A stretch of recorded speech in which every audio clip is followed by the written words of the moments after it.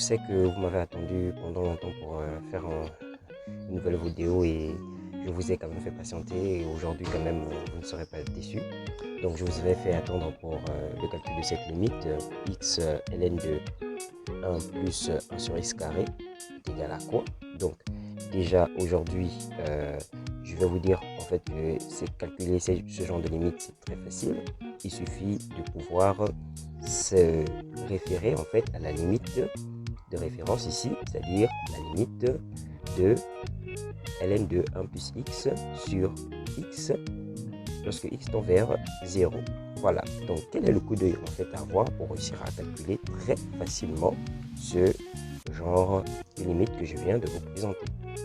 Il suffit de voir que x ln de 1 plus 1 sur x carré, voilà, est égal à 1 sur x fois x carré ln de 1 plus 1 sur x carré, ceci quel que soit x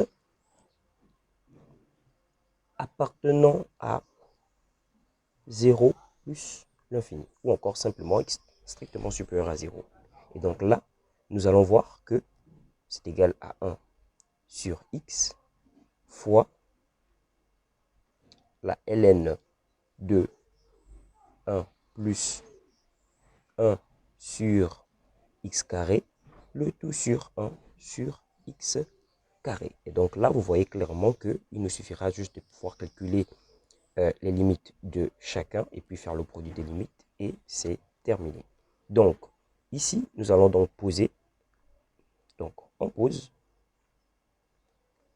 u est égal à 1 sur x carré et nous allons voir que lorsque x tend vers plus l'infini, et bien u, lui, il va tendre vers 0.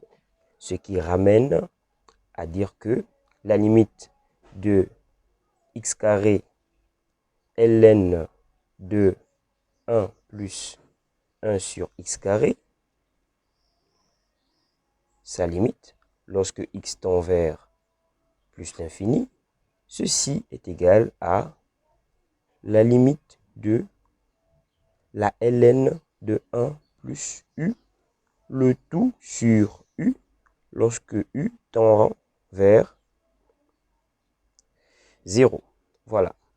Et donc, cette limite est une limite de référence et on sait ici que cette limite de référence est égale à 1. Voilà. Donc, ceci étant, nous allons simplement ajouter la limite du second, c'est-à-dire la limite de 1 sur x. Lorsque x tend vers plus l'infini, ceci étant égal à 0. Et donc là, par produit de limite,